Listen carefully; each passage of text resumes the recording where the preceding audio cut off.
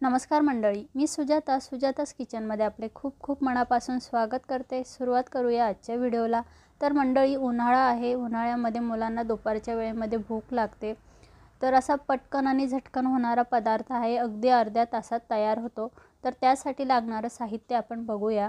त्यासाठी मी बारीक चिरून कांदा घेतलाय, टोमॅटो घेतलाय, आलं लसूण ठेचून घेतलाय, अर्धा मुळा आपला किसून घेतलाय आणि गाजर सुद्धा किसलंय। 3 ते 4 बटाटे मीडियम साईजचे उकडून घेतले। छान थोडेसे असे मऊसूत होईपर्यंत बटाटे उकडून घ्यायचे। आता याचं आपल्याला छान असं सारण तयार करून घ्यायचे। त्यासाठी लागणारे मसाले घेतलेत। 1 चमचा मी लाल मिरची पावडर घेतले, अर्धा चमचा हळद घेतली, चवीनुसार मीठ घेतले, अर्धा चमचा आमचूर पावडर घेतले, तुम्ही आवडीप्रमाणे घेऊ शकतात, नाही घेतलं तरी चालेल।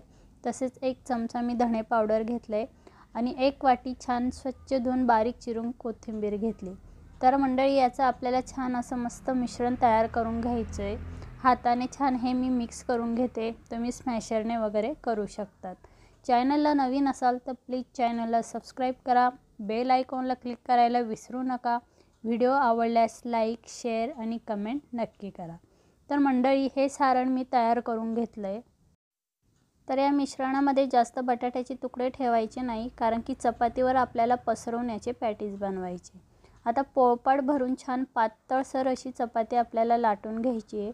जास्त जाड चपाती ठेवायची नाही, कारण की पॅटीज तळताना ते कुरकुरीत होणार नाही। जेवढी तुम्ही छान पातळसर चपाती लाटून घ्याल, तेवढं पॅटीज छान कुरकुरीत बनतात। तर मंडळी, अशा पद्धतीने मी आता छान हिला पोळपाट भरून पातळसर ही चपाती लाटून घेते। चपाती छान लाटून झाली। आता यावर मी 1 चमचा आपलं शेजवान चटणी घेतली। तुम्ही सोया सॉस, टोमॅटो सॉस किंवा चिली सॉससुद्धा वापरू शकता। तर पूर्ण चपातीभर आपल्याला याला पसरवून घ्यायचं आहे। तर अशा पद्धतीने छान पसरून झाला का जे सारण आपण तयार करून घेतले, ते सुद्धा आपल्याला याचा एक थर पातळसर असा पसरवून घ्यायचा आहे। जास्त जाड ठेवायचं नाही, कारण की काय होतं, पॅटीज बनवताना सारण बाहेर येतं। तसं न करता पूर्ण चपातीवर पातळसर असा थर होईल असं त्याला पसरवून घ्यायचे। तर अशा पद्धतीने बघा, मी छान आपलं मिश्रण होतं ते सुद्धा पसरवून घेतले। आता आपल्याला याचा छान असा घट्टसर असा पूर्ण रोल करायचा आहे।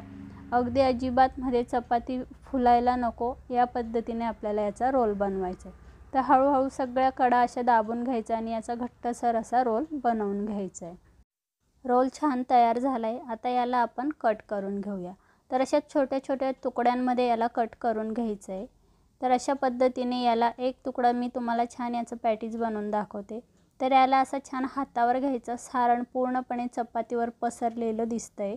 तर असं हातावर घेऊन याला थोडंसं प्रेस करायचं, कडा थोड्याशा आतमध्ये दाबून घ्यायच्या आणि छान मस्त अशा कडकडीत तेलामध्ये आपल्याला हे पॅटीज तळून घ्यायचे। अशा पद्धतीने सगळे पॅटीज तयार करून झाले। तेलसुद्धा छान कडकडीत तापले।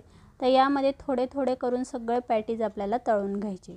तर छान मस्त असे ब्राऊन होईपर्यंत, कुरकुरीत होईपर्यंत पॅटीज तळायचे। चटणीसोबत, सॉससोबत किंवा शेजवान सॉस म्हणा, चिली सॉस म्हणा, यासोबत खाल्ले तरी खूप छान लागतात। पटकन होणारे आहे। दुपारच्या वेळेत मुलांना भूक लागली तर लगेच आपल्याला करून देता येऊ शकतात। तर मंडळी, आजचा व्हिडिओ आणि रेसिपी तुम्हाला कशी वाटली कमेंट करून नक्की कळवा।